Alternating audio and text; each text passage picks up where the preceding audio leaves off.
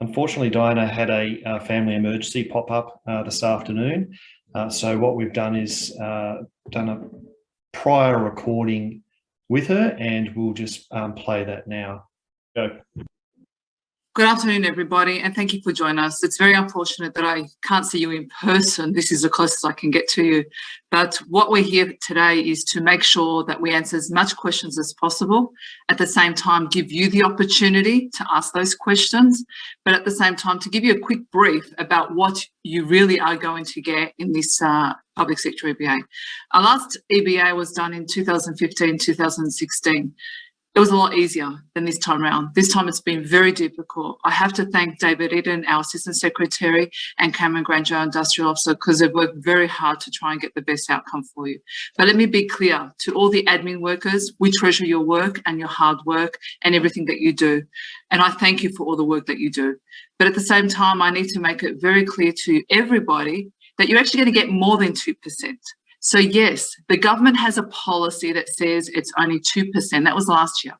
This year they dropped down to 1.5% as a policy to give anyone, not any union cannot get more than 1.5% as their EBA increases. But to explain that more in detail, what that actually means, I'm going to pass it over to David Eden, our Assistant Secretary, to clarify exactly what you're getting. So thanks everyone for joining us. We hope to see you soon. But this is the first of many, many feedbacks and communications and questions for all our members. Thanks everybody. Thanks very much, Jose. And if you can bring up the first PowerPoint presentation, we'll start working through it. So the idea of today's presentation is to try and limit the amount the amount of information we're providing you, and to give you guys the most opportunity to ask your questions directly to us.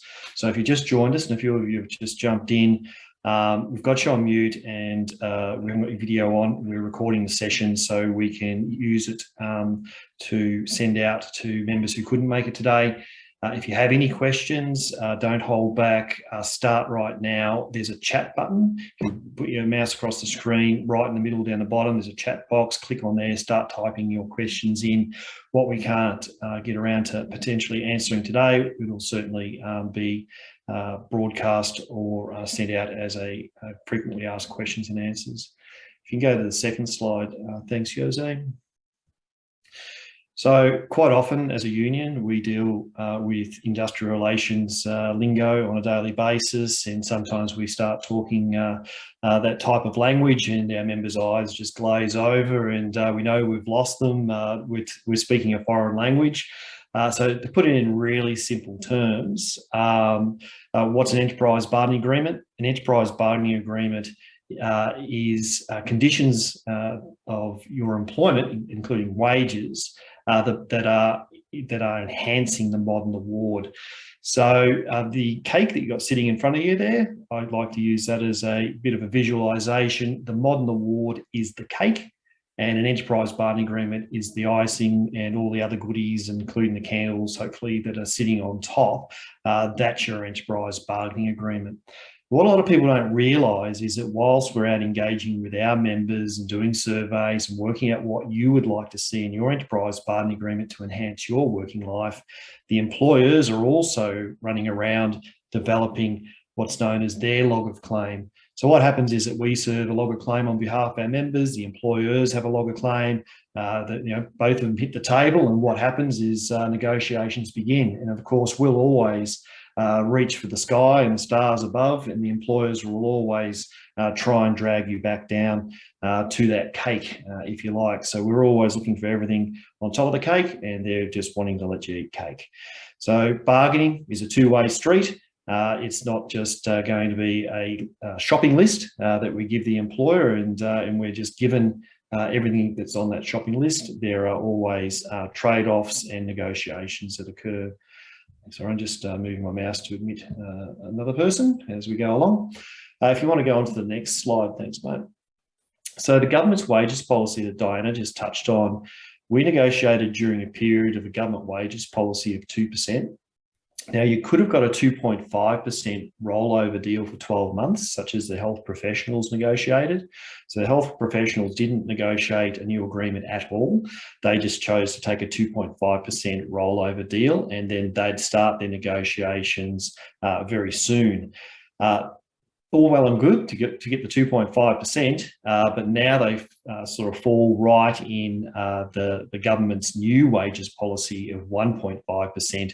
So if I was a health professional and I took the 2.5% 12-month rollover deal, I'd be absolutely ropeable by now. And good luck to the health professionals to try and get more than 1.5% out of the government, because they certainly haven't got a lot of money squirreled away to provide improved wages and conditions for employees across public services. On to the next one, mate. So as a union, we were operating under the previous government wages policy, and in your communication you received, you would have seen a mention of Pillar 3. And just to give you a little bit more of an explanation of what Pillar 3 is that we could obtain higher wages uplifts than the 2% if we could demonstrate that they were, supporting another government initiative, and many of our members are unqualified, or they are TAFE qualified and wish to go on and do further TAFE education. And as the government invested heavily in the TAFE system by providing new classification structures as part of this negotiation, we're supporting the TAFE system. So formally recognising people's qualifications and driving people into the TAFE system supports another government initiative. We're able to get more money as a result of that. Also, where there has been particular groups that have been identified as disadvantaged, and quite often female-dominated classification groups. And if we can demonstrate that they've been disadvantaged as a minority group, maybe not minority group under this agreement, but a minority group in society, that we can get a further uplift also above the 2%. But also, if we can demonstrate that there is a classification group that may have been, hasn't had the same level of outcomes in previous rounds of bargaining than other groups. So we spent a lot of time on Pillar 3 to be able to demonstrate additional wage uplifts above the 2%, and depending on how well we were able to run those arguments, based the wages outcome per classification group. So this isn't a blanket wage increase across the board for all healthcare workers. It essentially came back to the Pillar 3 arguments. So on to the next slide. Thanks, mate. So what did we get? We got an extra week's leave for all employees. So if you're currently receiving 4 weeks annual leave, you'll now receive 5 weeks annual leave. And if you're a shift worker, therefore working weekends or shift work and getting 5 weeks annual leave at the moment, you'll have your annual leave increased to 6 weeks annual leave a year. So that's a huge win for our members, but it doesn't come without a catch. So here we go. Next slide. There is always negotiation. So what we've looked at is the public holiday penalties, and we know the rostered off benefit is getting paid to our members less and less, mainly because the vast majority of our members are now part-time, and with the introduction of payroll systems such as Kronos, we're seeing a greater manipulation of the rostered system. So part-time employees less entitled to have a time and a half payment for a rostered day off. So under the current agreement, regardless of whether you're full-time or part-time, if you work a public holiday, you get paid double time and a half. If you're a part-time employee and you're rostered off, you would get, providing you ordinarily work that day of the week, so they'll go back over your rosters for 6 months, and if you ordinarily work that day of the week, you'll get time and a half payment.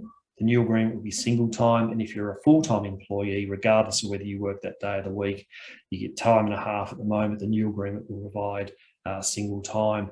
So Another way we're seeing fewer and fewer public holiday penalties getting paid is that, say, your roster days off are Monday, Tuesday, and the public holiday is on the Wednesday. You're rostered on, but your employer approaches you and says, you know what, it's going to be pretty quiet, it's a public holiday, how about you have the day off? Well, because that's not your rostered day off, that's an additional day, they're paying you single time now. So regardless of whether you're in the current agreement or the new agreement, you'd simply receive your usual pay. That extra week's annual leave and the public holiday trade-off is exactly what the nurses negotiated a number of agreements ago. So it's not, putting us out there on a limb or anything. It's it's a system that the hospitals are used to working within, and the medical scientists also negotiated this as part of their enterprise bargaining agreement 4 years ago. So they're also using the same accrual process. On to the next slide. Thanks, mate. Long service leave after 7 years. Well, we've got an ageing workforce, but those who are coming in to replace our ageing workforce, younger people who are less inclined to stay with one employer long enough to accrue a long service leave entitlement. They're more of a transient workforce. So what we've done is we've introduced access to long service leave after 7 years. Now that won't happen this year. What will happen as of 1 July this year, you'll be able to access pro rata long service leave at 9 years based on the State Long Service Leave Act.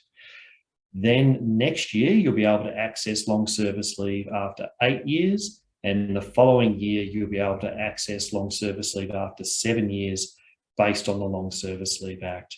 And what happens at the 10 years is you revert to the accrual rate of the pre-modern award entitlement of 17 weeks. So under the State Long Service Leave Act, it's 13 weeks, but under the pre-modern award, it's 17 weeks. So that's a huge win for our members, particularly those ones who are potentially also studying whilst they're working at the hospital, and they potentially can use some long service leave to access to advance their studies as well. On to the next slide, mate. So we're seeing more and more employers employing people on 37.5 hours a week. And that's to deliberately avoid an ADO in the roster. What we've been able to negotiate as part of this round of negotiations is that if you're working 37 hours a week on average or more, you can approach your employer and say, I want a system of work that provides me with an ADO.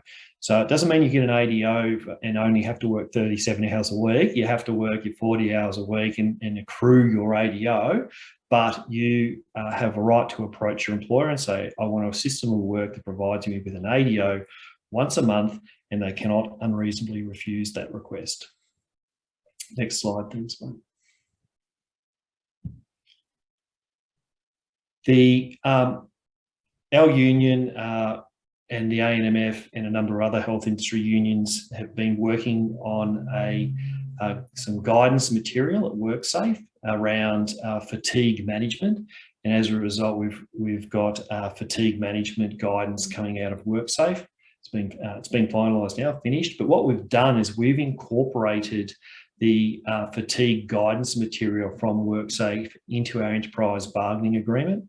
And so instead of having a workload management clause, we're going to have a fatigue management clause, and all the principles outlined in the fatigue management guidance will have to be implemented under this agreement.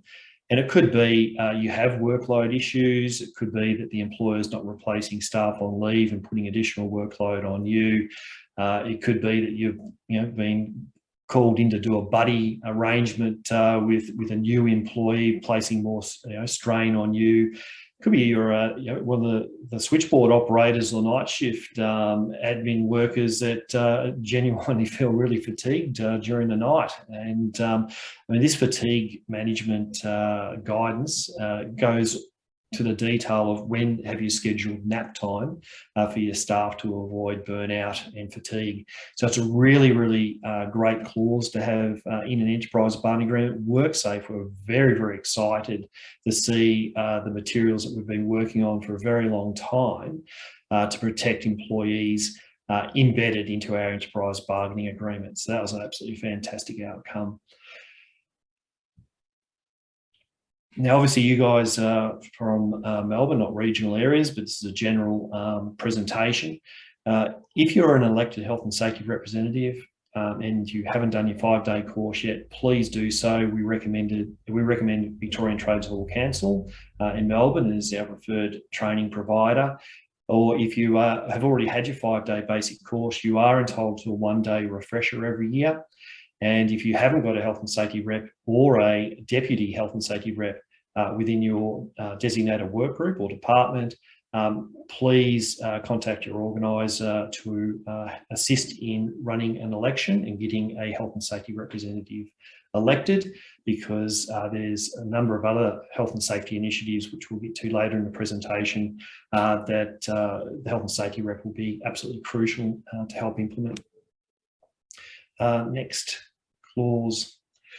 What we've this idea came about from my time spent at St John of God in Ballarat, and I was elected as a health and safety rep within my unit that I was working in, and I was approached after some time by the health and safety manager to come and do some secondment work over in his department. So the arrangement between the health and safety manager and my unit manager was that I'd go over there 1 day a fortnight, and when the health and safety manager took some leave, I'd go over and help cover that leave. I wasn't the only health and safety representative that was going over there.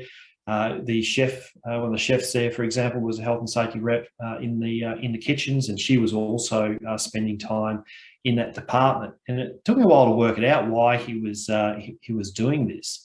And then it finally, through conversations, I worked it out that he wasn't from the health industry. His background was very, very different to the health industry. And us working over there with him was about a sharing of information or a shared learning. So he learned what various departments in the hospital did and what the risks exposures were. And together we developed safe policies and procedures to protect employees within those areas. But it wasn't just a one-way street. We learned from him as well. And in fact, the chef had such a passion for health and safety. She went on and did a certificate for an occupational health and safety. And when he retired, she replaced him as the health and safety manager at St John of God Hospital. So I think it's a really good arrangement where the health and safety representatives can approach the health and safety manager and say, look, can I do some secondment arrangement up there? It might be done in blocks, it might be done intermittently, whatever, but I think it's a fantastic opportunity to share those learnings. And I know WorkSafe, although it's at the employer's discretion as to whether or not they allow it or not, but I know WorkSafe are also wanting to do a study into this to see how successful it is at lowering workplace injuries. So employers will certainly be encouraged to participate in such a program. Next slide. So, none of us are getting any younger. We're not all injuries are a broken finger or a twisted ankle. It might be that you're suffering from a repeated strain injury. You've been sitting on the keyboard for too long, or you've gone and lifted a file up once too often, and your shoulders have worn out. You're gradually slowing down, and what ends up, and we've got, as I said, an ageing membership as well, and it's not unheard of for one of our older members to be called into the office and asked outright, why aren't you productive as you once were? And we've had instances where some of our older members are actually suffering from some early onset Alzheimer's, and they're getting quite forgetful. So instead of dragging staff in and putting them under a performance improvement plan, what we've been able to do is negotiate where an employee identifies that they have a disability, whether that's acquired through a workplace injury or otherwise, then the situation will be dealt with under the equal opportunity clause of the enterprise bargaining agreement, not under a performance improvement plan. So, as I said, you've got to be upfront with your employer about the disability you have, and the employer then has an obligation to put supports around you to ensure that you're able to do your work safely. So, as I said, we're not None of us are getting younger, and unfortunately, workplace injuries creep in, and this is an added protection for you. Next slide, thanks, mate. Every hospital in Victoria, so there's 30 EFT, every hospital in Victoria has funding for a workplace trainer careers advisor under the current agreement. And what we're doing under the new agreement is that we're introducing an additional 15 EFT across the state of Victoria. That doesn't mean an additional 15 full-time positions as such. That 15 EFT will be spread out across the 30 that already exist to bring a lot of them up to full-time employees instead of part-time employees.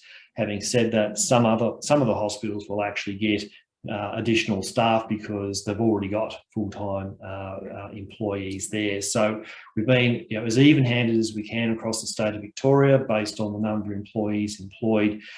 So in regional areas, for example, there might be a catchment looked at the moment where there might be one hospital that coordinates the workplace trainer careers advisor, but they actually service a number of hospitals in regional Victoria. But the metro hospitals essentially have their own workplace trainer careers advisor positions. If you haven't met your workplace trainer careers advisor, please reach out to them and say g'day. And if there's anything that you're interested in doing with your training and upskilling, have a chat to them about that. They are there for one purpose, and they are there to help you advance your career in the health industry. They're one of the most important people in the hospitals as far as the union's concerned, because they're at the coalface helping our members on a daily basis. Now, the additional 15 EFT, as I said, swings and roundabouts, it's negotiations. How we're able to get the additional 15 EFT across the state is we negotiated 2 additional areas of responsibility for them. So if someone's suffered a workplace injury and they can't return to their pre-injury rate or pre-injury work, the workplace trainer careers advisor gets in at the earliest possible convenience for retraining and possible redeployment. The other area that the workplace trainer careers advisor will now also have responsibility in is that if an employee's position is made or deemed to be redundant, they're to get involved at the earliest possible convenience as well for retraining and possible redeployment. Now, when Holden in Adelaide were closing the South Australian plant, they got workplace trainer careers advisors in very early, and they retrained for the purpose of redeploying outside the industry, obviously, because the whole manufacturing of cars in Australia was winding back. And they retrained their employees to pick up jobs in other growth areas, such as the disability sector across South Australia. So, retraining for redeployment doesn't necessarily mean with your current employer. It might be external as well. Next slide. Oh, yeah. So what I might do is just play a little video that captures everything I think that the workplace trainer careers advisor's role is in the health industry.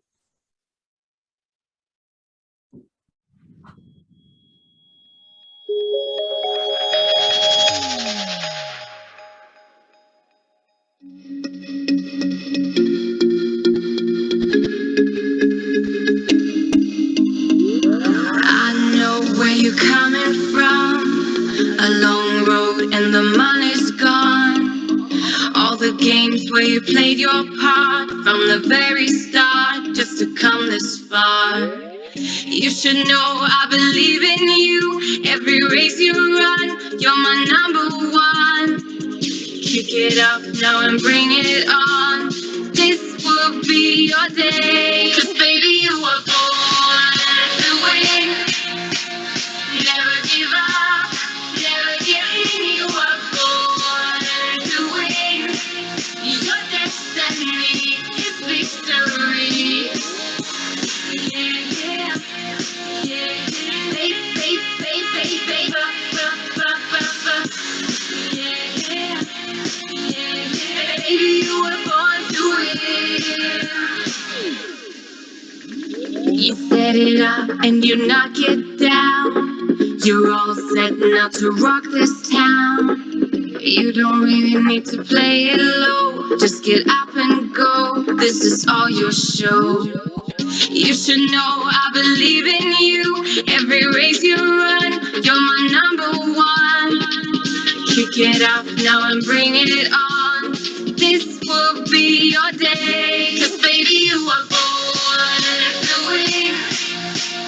Never give up, never give in. You are born to win. Your destiny is victory. Yeah, yeah.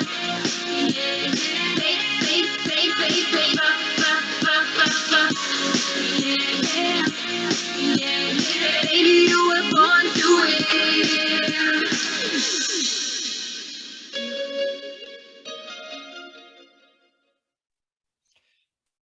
Thank you very much for that, Jose. Next slide.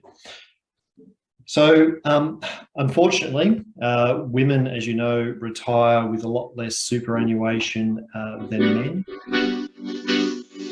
Oh, here we go again.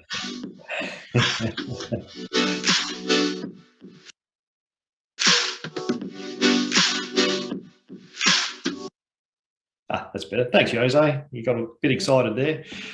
So as we know, women unfortunately retire with a lot less superannuation than men.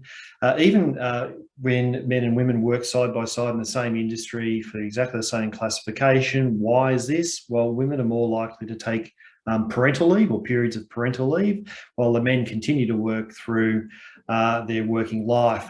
And by the end of, by retirement, this has huge impacts on a woman's ability to independently retire. So what we've been able to negotiate is that as of 1 July this year, the employer will make contributions throughout any period of parental leave, either paid or unpaid. How this will be calculated is that the employer will look at your previous 12 months earnings and they'll make 4 weekly contributions into your superannuation throughout the 12 months parental period that you take off. This will go a long way to addressing the shortfall in women's superannuation. Those planning to have families, this is absolutely worth a lot of money to you come retirement time. Next slide, thanks, bud. We don't have a lot of disputes coming out of the Royal Melbourne and Royal Children's classifications under the admin structure. Your admin definitions are a lot tighter than the rest of the industry. And in fact, what we wanted to do is apply your classification structure to the rest of Victoria with some minor tweaks. But we weren't able to get that for other hospitals, but we're certainly looking to do a lot of work on the admin structures over this agreement with a view that we'll have a industry classification structure for admin workers. But if a dispute was to arise around your classification at the Royal Children's or Royal Women's, we've now got another avenue to have those arguments heard, and that is an industry review panel. And historically what's happened is that, we have a dispute with the employer around your classification. We go off to the Fair Work Commission. The commissioner, who isn't from the health industry, sits there, listens to both sides of the argument, and depending on which side of the bed they got out of, they'll hand their decision down either for the employer or for our member. So what this industry review panel does is it's going to meet regularly. It's going to be, as I said, an industry review panel. So the nurses will use this system along with the medical scientists and most likely the health professionals when they get around to doing their new agreement. It's a way of sidestepping the Fair Work Commission, if you like. We can take it there and get a speedy hearing. If we put a listing in the Fair Work Commission at the moment, it's taken months for it to get around to being heard. And then once the Commission has heard the arguments, it's taking them many months for them to hand down a decision. It's just adding a lot of stress to all those involved. So the industry review panel will be able to hand down a very quick decision. It's going to be chaired independently, so it'll be only union members can access this industry review panel represented by your union.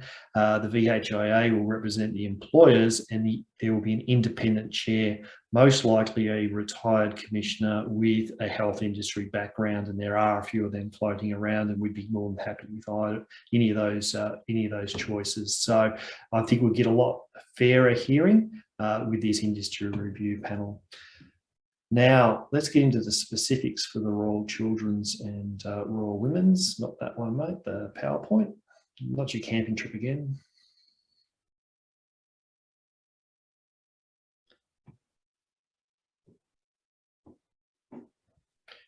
No worries, second page.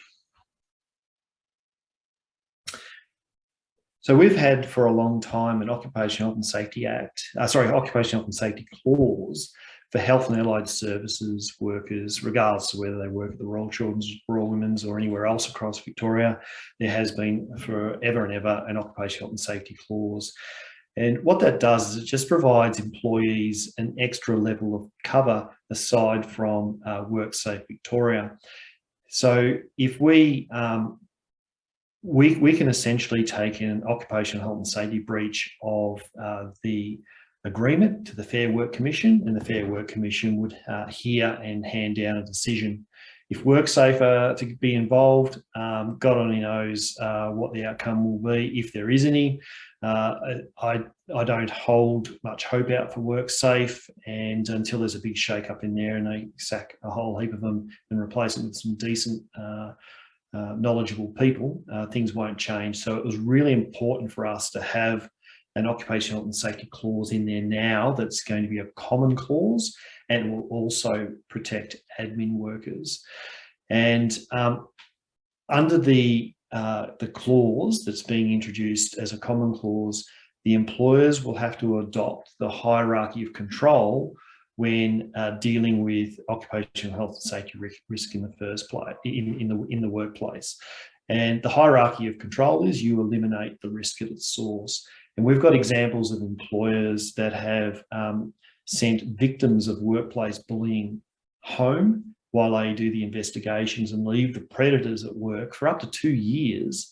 And we've had very little recourse to do anything about that because it's not in our hands if they're admin workers. It's going to be completely in the hands of WorkSafe Victoria.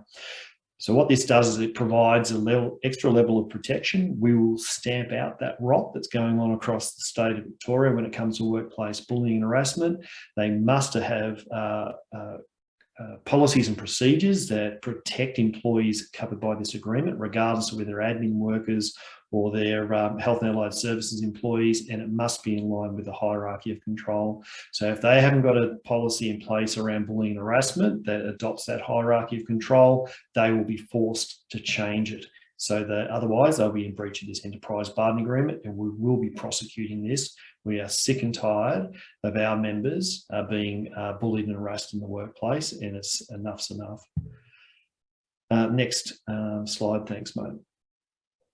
One of the biggest issues for admin workers, and it's regardless of whether at the Royal Children's, Royal Women's or anywhere else in the state of Victoria, the grade 1A position, which is the lowest entry level for admin workers, has pretty much been abused by the employers. It's basically, well, how can we, at the cheapest possible rate, employ an admin worker? And we've always argued that the 1A position is an entry-level only position, and once you've cut your teeth, once you've learned your craft, you should then progress on through the admin structure. But what we've been able to do through this round of bargaining is we've got admin worker grade 1A is now entry-level only, and after 12 months, you automatically progress to the grade 1 position, year 1. And each year after that, come July, you'll progress through the years of experience payments. And that's an absolutely fantastic outcome. And is close to 7,500 admin worker grade 1As across the state of Victoria. And over the life of the agreement, they're going to receive very substantial wage increases, and so they should. They've been left behind for far too long. Next slide, thanks, mate. Here's an example of, so we had a master plan when we took over. We knew this union had 2 branches. It had number 5 branch, which covered the admin workers, and we had the Health and Allied Services section of the agreement that had the clerical workers. The admin workers were, well, we're a minority group, you never look after us. And we've thought, well, how can we make them feel more confident? Let's send them reinforcements. So what we did was we ran an argument under your current agreement to say there's very little difference in skill sets between what clerical workers do across the hospitals to the lower grade positions in the admin structure. And as a result, we were able to move the clerical workers across into the admin structure. So in October 2014, we inherited an agreement, Diana and I, when we took over, we inherited this agreement, and in the agreement was what's known as, become known as Clause 11. It was a set amount of dollars. We couldn't spend any more than that. That was it. That was all that was in the kitty. And what we did with that money is we used it to bump as many clerical workers into a higher grade as possible, because that was it was a stepping stone to where we ultimately need to be taking admin into the future. So right across Melbourne, all ward clerks were up from grade C's to B's. So that happened in October 2014. If you look across the scale there, your wages in 2014 were $875 before we took over. Then it went to $926 in October 2014. So we gave you guys a really good bump there. And then what we did in 2017 is we moved clerical workers into the admin structure. And once again, you can see you've got a really good bump in 2017, 18 and 19. So you've come a long way from 2014 to 2019, but we still think that you've got further recognition and space to go up. So next. As we know, the Royal Children's and Royal Women's have had experience payments for a very, very long time. But what's happened over time is that there's been a lot of run between the levels, and it's become a bit of a dog's breakfast, for want of putting it a better way. It's a real mess where some grades are running over other grades, or they're actually at the same rate as other grades. So this particular agreement, we're proposing that we're going to sort out the pay scales properly. So is there a blanket percentage increase for admin workers at the Royal Children's and Royal Women's? There can't be this time, because there's just so much that needs to be sorted out. And as I said, as part of the master plan for admin workers is that we start work on your redefinitions over the life of the agreement, with a view that we'll implement them next agreement. But when we do that, it will be one classification structure that applies to all admin workers across Victoria. And what we're planning to do is, regardless of whether you work at the Royal Children's and Royal Women's with a years of experience pay scale now, we're introducing pay scales, years of experience payments for all other hospitals as well. Over the life of this agreement, there is going to be an alignment of all wages across the health industry. So regardless of whether you're an admin worker at the Royal Children's or Royal Women's, or anywhere else in the health industry, by the end of this agreement, all your wages will be the same. So it'll be like for like.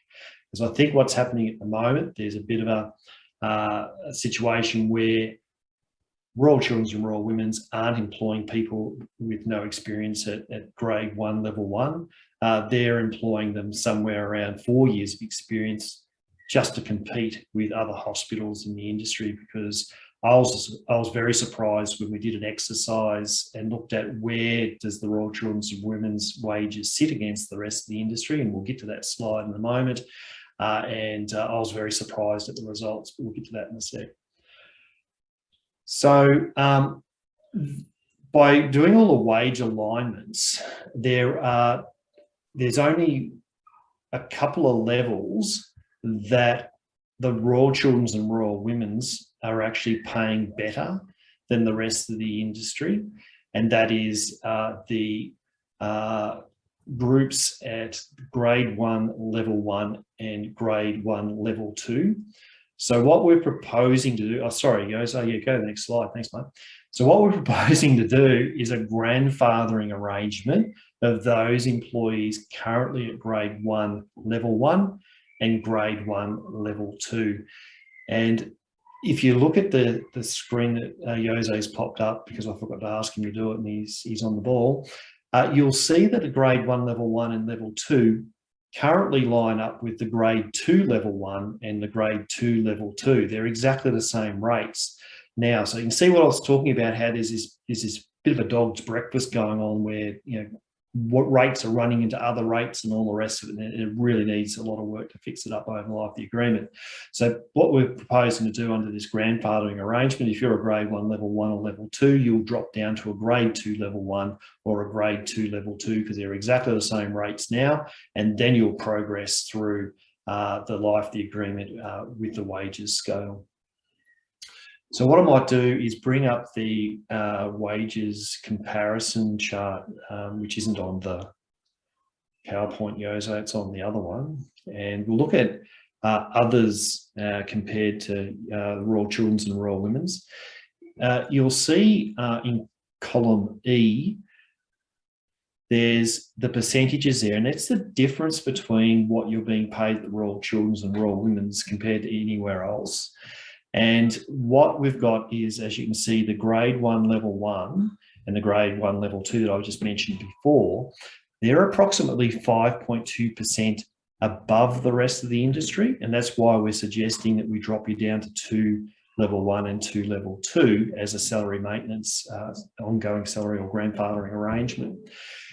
But that is the only level, if you look down E, that you're actually ahead of the rest of the industry. And that was a real surprise to me, because I thought, well, you know, Royal Children's and Royal Women's, they've got years of experience and all the rest, but they should be well above the rest of the industry. But if you look down the differences, at grade 2 level 1, for example, you're 7.92% behind the rest of the public hospitals. Level 3, level 1 is 8.88% behind. Level 4, level 1 is 10.51% behind, and grade 5, level 1 is 9.39%. So if we were to apply the wage increases as just a 2% across the board, what's going to happen is that we're not going to be able to address those wages discrepancies. So what we've had to do is offer additional wage uplifts across the board to the Royal Children's and Royal Women's, where they are sitting behind the rest of the industry. So over the 4 years, in column Q, the wage difference will be 0%. All your wages will align by the end of the agreement. So if we go back to the PowerPoint and go to the next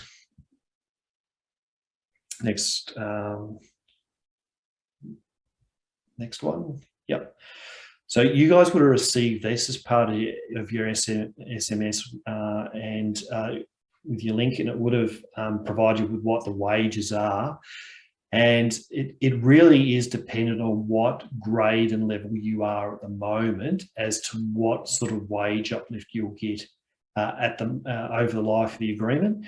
And as I said, there are some groups that are going to receive higher uplifts than others, because you've just fallen that much further behind the rest of the industry. So this has been we've been very lucky. We've got a mathematician that works for us and a data entry person, and she's done extensive calculations to do this. And in fact, when we handed it over to government, they based all of their decisions on the level of calculus that we're able to provide them.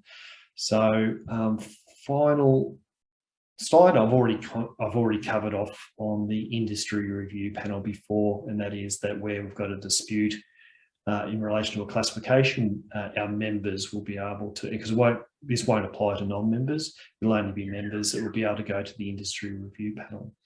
So that wraps up the presentation, and now we've got some questions that have come through from the Royal Children's and Royal Women's. If you haven't sent us through any questions yet, please pop them in the chat. And we've had Cameron Granger, our Senior Industrial Officer, looking at your questions as they've been coming in. So I can hand over to him and he can answer those questions. Thank you very much, Cameron.